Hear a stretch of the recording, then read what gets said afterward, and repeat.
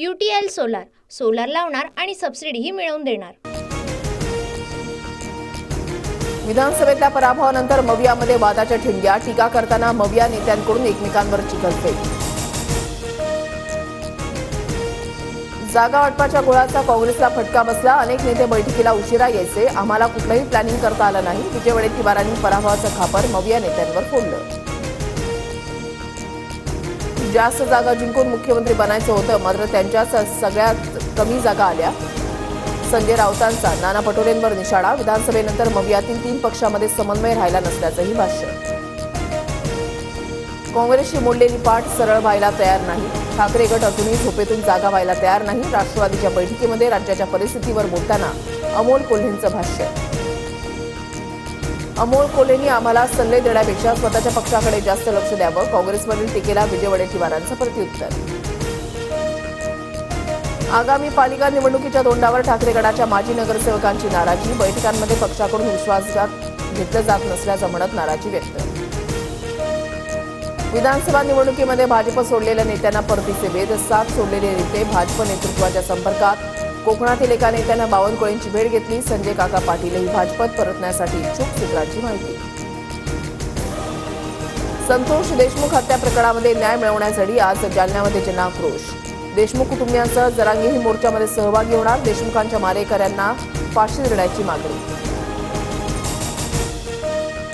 पुण्यात मोक्कामधून सुटलेल्या कुख्यात गुंडासाठी येरवडा परिसरात रॅली, व्हिडिओ व्हायरल झाल्यानंतर पोलिसांनी आरोपीची धिंड काढली, आरोपी गणेश कसबेसह 9 जणांची धिंड। 8 दिवसांचा वेळ द्या, प्रदेशाध्यक्षपद सोडतो, चांगला माणूस शोधणं अवघड असतं, जयंत पाटलांचं वक्तव्य। शरद पवारांनी स्थानिक स्वराज्य संस्थेच्या निवडणुकीचं रणशिंग फुंकलं, आगामी निवडणुकीमध्ये 50% जागा महिलांना, उर्वरित 50%मध्ये तरुणांना संधी देणार, पवार स्पष्टच बोलले। राज्यात आजपासून भाजपचं घर चलो अभियान, घरोघरी जाऊन सदस्य नोंदणी करणार, स्थानिक स्वराज्य संस्था निवडणुकीच्या अनुषंगानं 1.5 कोटी सदस्य बनवण्याचं भाजपचं उद्दिष्ट। टोरेस कंपनी घोटाळा प्रकरणी आर्थिक गुन्हे शाखेकडून 6 ठिकाणी छापेमारी, सर्व कार्यालय आणि संचालक बोर्डवरील आरोपींच्या घरी सर्च ऑपरेशन, छापेमारीमध्ये 3 कोटींची रोख रक्कम। जळगावच्या भुसावळमध्ये गोळीबाराची घटना, एकाचा मृत्यू, 3 राऊंड फायर झाल्याची माहिती, गोळीबारामागील कारण अद्याप अस्पष्ट, पोलिसांकडून तपास सुरू। आता नव्या गाड्यांची नोंद करण्यासाठी पार्किंग जागा असावीच लागणार, गाड्यांची वाढती संख्या आणि अपुरी पार्किंग समस्येच्या पार्श्वभूमीवर निर्णय घेतला जाण्याची शक्यता।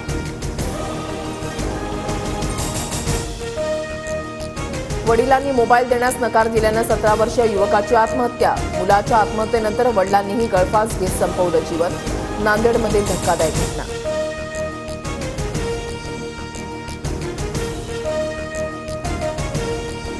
बुलढाण्याच्या शेगाव तालुक्यामधल्या केस गळणाऱ्या नागरिकांची संख्या 100 पार, पाण्यामध्ये नायट्रेटचं प्रमाण जास्त असल्यानं या भागातील पाणीच घातक असल्याची अहवालामध्ये धक्कादायक माहिती उघड। अर्ध्या नागपूर शहराचा पाणी पुरवठा आज बंद राहणार, कन्हान जलशुद्धीकरणाच्या शटडाऊनमुळे सकाळी 10 ते शनिवारी दुपारी 4 पर्यंत पाणी पुरवठा बंद।